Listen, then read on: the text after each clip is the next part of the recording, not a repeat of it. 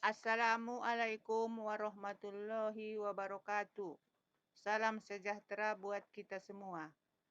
Baik anak-anak kami semuanya, khusus kelas 2 di sini, Ibu ingatkan agar membuat grup WA untuk pembelajaran daring kita saat ini. Silakan anak-anak kami japri ke WA Ibu 08 08 12 21 97 61 63.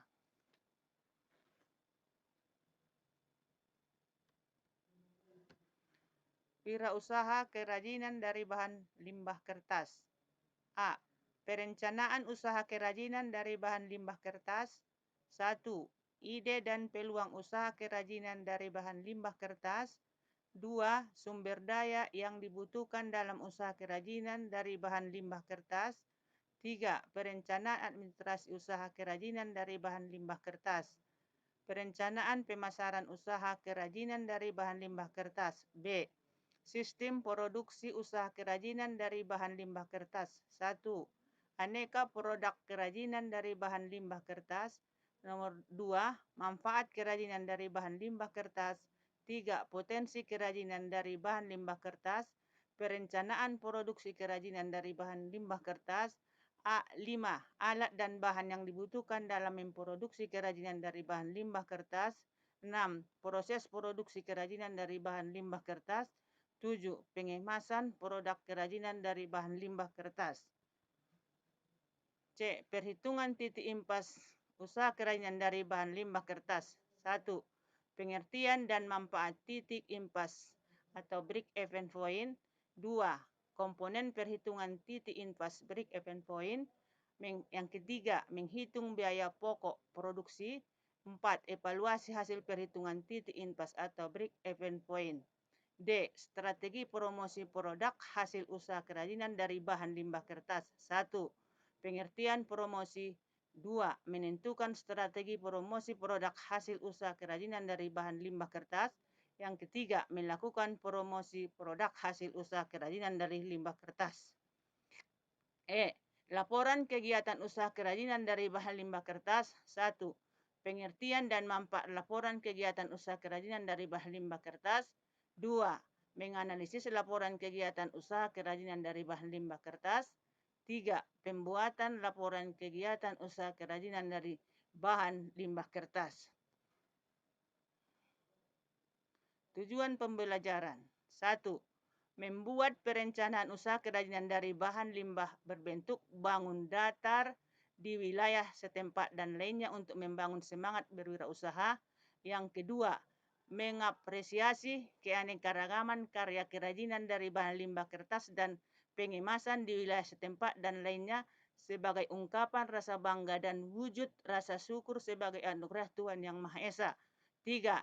Mengidentifikasi potensi kerajinan dari bahan limbah kertas di wilayah setempat dan lainnya berdasarkan rasa ingin tahu dan peduli lingkungan. 4. Merancang produk kerajinan dari bahan limbah kertas dan pengemasan dengan menerapkan prinsip perencanaan produksi kerajinan, menunjukkan perilaku santun, jujur, percaya diri, bertanggung jawab, disiplin, dan mandiri. Kelima, manfaat produk kerajinan dari bahan limbah kertas dan pengemasan berdasarkan konsep berkarya dengan pendekatan budaya setempat dan lainnya berdasarkan orisinalitas ide dan cita-cita estetis diri sendiri. 6. Menghitung titik impas break-even point usaha kerajinan dari bahan limbah kertas yang ada di wilayah setempat dan lainnya untuk membangun semangat berwirausaha. Ketujuh, melakukan promosi usaha kerajinan dari bahan limbah kertas di wilayah setempat dan lainnya dengan sikap bekerja sama, gotong royong, bertoleransi, disiplin, bertanggung jawab, kreatif, dan inovatif. 8. Membuat laporan kegiatan usaha kerajinan dari bahan limbah berbentuk bangun datar berdasarkan analisis kegiatan usaha kerajinan dari bahan limbah kertas yang ada di wilayah setempat dan lainnya. Perencanaan usaha kerajinan dari bahan limbah kertas. 1. Ide dan peluang usaha kerajinan dari bahan limbah kertas. Kerajinan limbah kertas merupakan kerajinan yang terbuat dari limbah bahan kertas menjadi berbagai bentuk kerajinan. Ide usaha kerajinan muncul saat seseorang melihat tumpukan kertas di lingkungannya dan berinisiatif untuk mengelolanya menjadi barang yang bermanfaat. Cara yang dilakukan agar mendapatkan ide usaha: A. Menentukan mimpi usaha yang ingin dicapai. B. Menuliskan tujuan ingin dicapai. C. Melakukan survei usaha, riset usaha. Jangan pernah menyerah dan memulai usaha. 2. Peluang usaha kerajinan limbah bahan kertas. Analisis atau SWOT adalah suatu kajian terhadap lingkungan internal dan eksternal perusahaan. Analisis didahului oleh proses identifikasi faktor eksternal dan internal untuk menentukan strategi terbaik. Kemudian dilakukan pembobotan terhadap tiap usaha unsur SWOT berdasarkan tingkat kepentingan.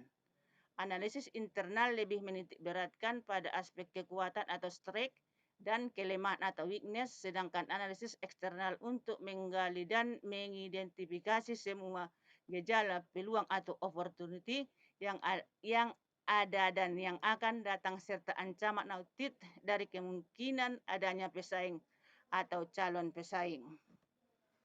Kekuatan strategi contoh: memiliki banyak perajin ahli dan produk kerajinan yang unik dan belum pernah ada. Kelemahan atau weakness contoh: sulit mendapatkan bahan baku limbah kertas. Peluang atau opportunity contoh: rendahnya tingkat persaingan kerajinan hias yang sejenis, meningkatkan ketertarikan masyarakat pada kerajinan limbah bahan kertas. Ancaman atau threat contoh: muncul produk serupa ketika produk laku di pasaran dan menyebabkan harga jual menurun. Sumber daya yang dibutuhkan. Yang pertama, A. Money atau uang. Money atau uang dalam hal ini merupakan modal dalam menentukan besar kecilnya hasil kegiatan diukur dari jumlah uang yang beredar di perusahaan. Uang digunakan untuk membiayai gaji tenaga kerja, alat-alat yang dibutuhkan, kebutuhan promosi, dan sebagainya. B. Man atau manusia. Manusia merupakan unsur manajemen yang penting dalam mencapai tujuan perusahaan karena manusia merupakan pelaksanaan perusahaan dan objek keterampilan untuk memenuhi target produksi. C. Material atau bahan baku. Perusahaan umumnya tidak menghasilkan sendiri bahan mentah yang dibutuhkan tetapi membeli dari pihak lain. Perusahaan berusaha untuk memperoleh bahan baku dengan harga yang paling murah dan kualitas bagi sehingga menghasilkan produk berkualitas tinggi. D. Mesin. Mesin merupakan alat yang digunakan untuk membuat produksi barang dan mesin yang digunakan disesuaikan dengan kebutuhan produksi. Contoh, perusahaan tekstil perlu mesin jahit untuk membuat baju. E. Metode atau metode. Metode kerja sangat dibutuhkan agar mekanisme kerja berjalan efektif dan efisien. Metode kerja sesuai dengan kebutuhan bidang usaha baik dalam produksi maupun administrasi. I. Market atau pasar. Pasar merupakan faktor menentukan dalam perusahaan agar pasar dapat dikuasai. Kualitas dan harga barang harus sesuai dengan selera konsumen dan daya konsumen. Administrasi. Yang keempat, administrasi dan pemasaran usaha kerajinan limbah kertas. A. Administrasi. Menurut Dosteri, administrasi merupakan perencanaan, pengendalian dan pengorganisasian pekerjaan perkantoran serta menggerakkan mereka yang melaksanakan agar mencapai tujuan yang telah ditetapkan. Fungsi administrasi dalam usaha kerajinan adalah sebagai berikut. 1. Planning atau perencanaan. Salah satu fungsi administrasi yang utama adalah fungsi perencanaan atau planning. Yang dimaksud fungsi perencanaan adalah kegiatan administrasi yang meliputi pengumpulan data, pengolahan data, dan penyusunan perencanaan dalam sebuah perusahaan. Yang kedua, organizing atau pengorganisasian. Berikutnya ada fungsi pengorganisasian atau organizing. Administrasi memerlukan pengorganisasian yang baik di berbagai bidang. Yang dimaksud pengorganisasian adalah kegiatan menyusun dan membentuk hubungan-hubungan kerja antara individu sehingga terwujud kesatuan usaha dalam mencapai tujuan perusahaan atau instansi. 3. Coordinating atau pengkoordinasian. Fungsi administrasi selanjutnya adalah fungsi pengkoordinasian atau coordinating. Fungsi ini dilakukan agar kegiatan perusahaan berjalan dengan baik dan benar sehingga tidak ada kekacauan, kerusakan, atau kekosongan aktivitas dalam sebuah kesatuan usaha. Koordinasi antar divisi dan bagian juga sangat diperlukan agar saling sinkron. 4. Reporting atau pelaporan. Fungsi pelaporan atau reporting adalah aktivitas pemantauan dan penyampaian perkembangan hasil dan progres suatu kegiatan. Wujudnya dengan membuat laporan baik lisan atau tertulis. Laporan ini akan diserahkan pada pihak terkait, biasanya dengan jabatan yang lebih tinggi, guna evaluasi kinerja ke depannya. C. Budgeting atau penyusunan anggaran. Administrasi juga memiliki fungsi budgeting atau penyusunan anggaran. Hal ini meliputi kegiatan perencanaan dan pengelolaan keuangan atau anggaran dalam organisasi yang dilakukan secara berkesinambungan. Tujuannya agar semua anggaran keuangan bisa dimanfaatkan secara optimal dan efisien. Yang keenam, stepping atau penempatan. Fungsi administrasi juga meliputi fungsi penempatan atau stepping. Yang dimaksud fungsi penempatan adalah kegiatan yang berhubungan dengan tenaga kerja, yakni proses perekrutan, pelatihan, pengembangan, serta pembagian tugas sesuai dengan keahlian masing-masing.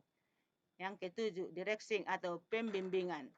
Fungsi pembimbingan atau direksi aktivitas berinteraksi dengan anggota organisasi dalam bentuk memberi bimbingan, saran, perintah-perintah agar tugas dijalankan dengan baik guna mencapai tujuan yang telah ditentukan. Hal ini penting dilakukan untuk meningkatkan kinerja perusahaan. B. Pemasaran. Pemasaran atau marketing adalah proses penyusunan komunikasi terpadu yang bertujuan untuk memberikan informasi mengenai barang atau jasa dalam kegiatan untuk memuaskan kebutuhan dan keinginan manusia. Pemasaran juga diartikan perpaduan dari aktivitas yang saling berhubungan untuk mengetahui kebutuhan konsumen, mengembangkan promosi, distribusi, pelayanan, dan harga agar kebutuhan konsumen dapat terpuaskan dengan baik pada tingkat keuntungan tertentu. 5. Komponen perencanaan usaha. Setiap usaha membutuhkan rencana usaha atau businessman, terutama usaha baru dan usaha yang mengharapkan perubahan atau pertumbuhan yang signifikan dalam waktu dekat. Perencanaan usaha akan memberikan arahan strategi bagi keberlangsungan aktivitas usaha, yaitu dengan menuliskan tujuan dan cara mencapainya. Menurut Jeff Madura, bagian utama dari suatu rencana bisnis terdiri dari 5 bagian, yaitu sebagai berikut. A. Deskripsi usulan bisnis. Menjelaskan mengenai produk atau jasa yang diberikan oleh bisnis yang diusulkan. B. Perkiraan atas lingkungan bisnis. Menjelaskan kondisi dari lingkungan yang melingkupi bisnis yang diusulkan.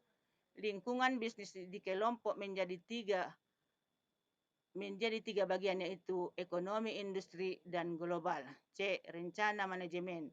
Menjelaskan mengenai struktur organisasi, proses produksi, dan cara mengolah karyawan dari bisnis yang diusulkan. D. Rencana pemasaran. Menjelaskan target pasar, karakteristik, dan produk atau jasa, penentuan harga, kebijakan produksi, dan promosi dari usaha yang diusulkan. E. Rencana keuangan. Membuat perkiraan dari pendapatan, pengeluaran, laba, dan dana yang dibutuhkan untuk bisnis yang diusulkan. Oke anak-anak kami semuanya, pada pertemuan sebelumnya kita sudah membahas tentang peluang usaha, bahan dan konsep-konsep yang mencakup materi kita, diantaranya peluang usaha. Kemudian pada pertemuan kali ini kita akan melanjutkan materi kita, perizinan usaha. Sampai di sini dulu materi kita ini. Pada kesempatan kali ini, kalau ada yang tidak paham dan pertanyaan, silakan buat di kolom komentar. Assalamualaikum warahmatullahi wabarakatuh.